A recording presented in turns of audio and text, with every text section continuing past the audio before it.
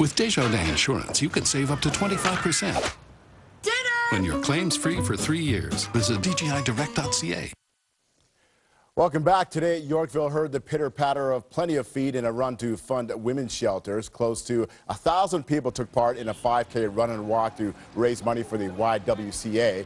Prizes were awarded to the run's top finisher, but the real winner was the YWCA Women's Shelter Program, which received $100,000 raised by the run. People also laced up for a walk in the park. That's what folks were doing at this year's Parkinson's Super Walk. It featured various distances for a runner walk. No matter what the distance, it's a big step in Parkinson's research. The big part of the day is making sure that people are here to support one another. What distance they're able to achieve is a benefit from there, but we just want to make it about a family event in support of Parkinson's. Today's Toronto Walk was one of dozens held across Canada to raise funds for Parkinson's research and support.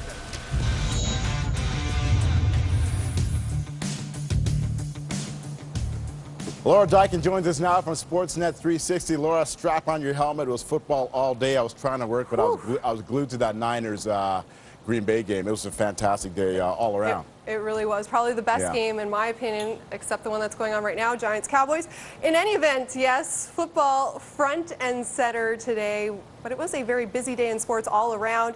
We are going to start with football and get to those other things in just a second, but it's going to be the three-down variety of football. The Argonauts were in Montreal this evening to face the Alouettes. No Ricky Ray or Chad Owens for Toronto. No Anthony Calvillo for Montreal. The Argos were actually down 15 in the third quarter, and backup Zach Collaros turns on the Jets, cuts into that lead. A little later on, Collaros using the arm this time, 54-yard touchdown to John Childs. The Boatmen with 23 points in the quarter, right back in this one. We're all tied up in the fourth, less than 2 minutes to go, and Dontrell Inman scores the winning touchdown. The Argos are back alone in first place after that come-from-behind win. NFL now. Bills, Patriots, Buffalo with a new head coach and a rookie QB. Final minute of the opening half, and E.J. Manuel throws his first NFL touchdown. Bills down just 3 at the break. More from Manuel now in the third. His second touchdown of the game to Stevie Johnson now at the back of the end zone. The Bills go in front, but the Patriots, well, they have this guy named Tom Brady. Not sure if you heard of him.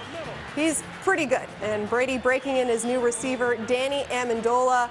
4 of Amendola's team-high 10 catches came on the game's final drive. Brady putting the Pats in position to win, and win they did. Stephen Gostkowski's kick is good. Another heartbreaker for the Bills, who've lost 19 of their last 20 games against New England. Okay, how about the Jays? They were looking to complete their first series sweep since late June, and they had the right guy on the mound as Emil Rogers pitched another gem, and he got some help in the field from the rookie Ryan Goins, looking anything but a rookie these days. Keeps on making big plays, and even more so in the sixth, the Twins threatening, and instead of going for 2, Goins with a heads-up play to get Pedro Florman to save a run. And it remained scoreless until the 8th when Jose Reyes drives in. You guessed it, Goins. As Neil Rogers with his second straight scoreless outing as the Jays complete the sweep. FIBA Americas now, and the Canadians needing to beat Argentina and get some help to move on to the playoff round. And talk about a great start. Corey Joseph with the circus shot there. Canada would get the ball back, and Joseph finishes it off again. A quick 4 points for Canada. They actually led at halftime, but Luis Scola, the NBA vet, took over the game late. He finished with 28 points, ending Canada's run at the FIBAs. Now there's still a chance they can qualify for next year's World Cup by claiming a wild card spot, but overall just a tough way for their tournament to come to an end. Finally, in Flushing Meadows, the U.S. Open Women's Final, a rematch of last year's final featuring Serena Williams and Victoria Azarenka. Serena took the first set in the tiebreak. She's put to the test again in the second. Frustration starting to boil over, and of course, it's always the racket's fault. Azarenka would win the set, forcing a third and deciding set where it was vintage Serena on display. The long lob shot there, and it's Serena serving for the match. And the return is long. So Serena Williams, the Princess of New York, if you will, as she wins her 5th U.S. Open title and the 17th Grand Slam of her career. Impressive stuff. The U.S. Open officially comes to an end tomorrow with the men as they take center stage. It'll be Novak Djokovic against Rafael Nadal in what should be another sizzling final. Rob. I just want to replay that Serena match. I tell you, my girl, she did it again. Awesome. Got to tell you. And yeah, the Bills look pretty good. It might be worth taking that trip down to QEW this year, don't you think? Those Patriots are the thorn in their side, right? 19 of 20 that they've lost to them. My goodness. Bad news there. Okay, Yeah. Thanks a lot, Laura. You're welcome. A little chilly overnight tonight, but summer's not done with us yet. I'll tell you why, coming right up. Sportsnet 360 is Canada's new home for UFC. Canadian University sports, live NBA action, and world-class soccer. The all-new Sportsnet 360. Fuel your sports IQ. What's this? It's Adjusto. I installed it myself. Lets me save up to 25% more on my car insurance. More than you already saved with Desjardins? That's like icing on top of icing. Are you hungry? Now I am. Take control with the technology that saves you more. Adjusto, only from Desjardins Insurance. And switch. And drink.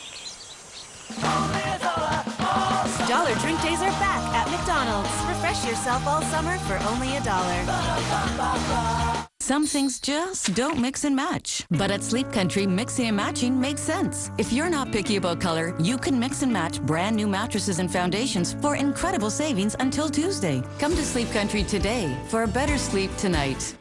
I'm on track to save 21% with Adjusto, and you're what, 14, 15%? Can we please just admit that my driving is impeccable? Oh, sure, honey. You're the impeccable one. Take control with the technology that saves you more. Adjusto, only from Desjardins Insurance.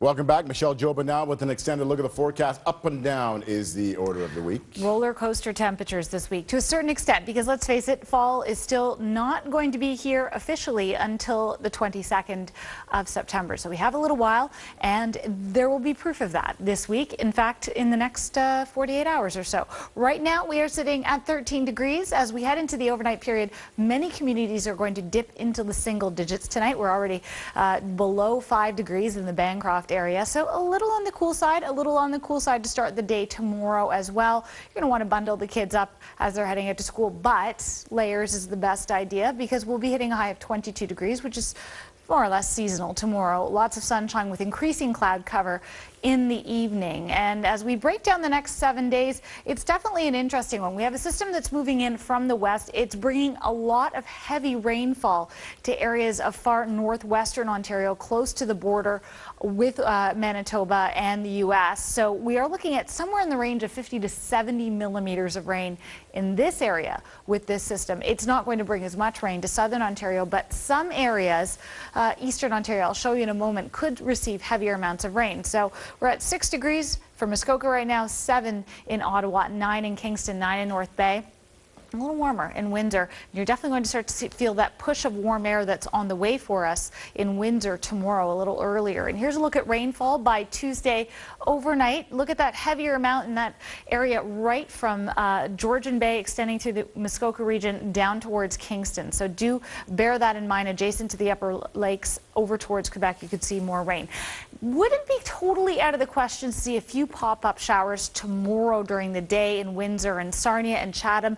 And then really, for the most part, it's sunshine elsewhere until we get into the evening. And here's this system moving into the Nickel Belt tomorrow night. So if you're in Sault Ste. Marie, Sudbury, North Bay, extending down towards Parry Sound, Muskoka, this is where you're going to see the rainfall starting at overnight tomorrow night. In the meantime, like this throughout the region, partly cloudy, a little on the cool side, a bit breezy to start the day tomorrow, but not too bad at all. And again, watch for that heat and humidity starting to build in. And again, the chance of some pop-up showers for Sarnia and Windsor. So 22 tomorrow in Toronto. Not too bad tonight, but still a little on the cool side, partly cloudy for those of us in the Nickel Belt, northeastern Ontario and eastern Ontario. And then a nice day for the most part on the way tomorrow. Watch out for showers starting out further to the west as we get into the evening. So here's a look at the next 3 days, because with that system is a push of heat and humidity and volatility. 22 on Monday, then 31 feeling like 42 for Tuesday. That is definitely going to be a scorcher, and we'll get a mix of sun and cloud with some thunderstorms possible. 29 feeling like 19, or feeling like 36, pardon me, for Wednesday, and then back to seasonal, but still unsettled through most of the week, I should point out. Yeah, it looks that way. Hot, hot and steamy. All right, that does it for us tonight. For the latest news and information, you can log on anytime to globalnews.ca. For Michelle Jobin, I'm Rob Mount.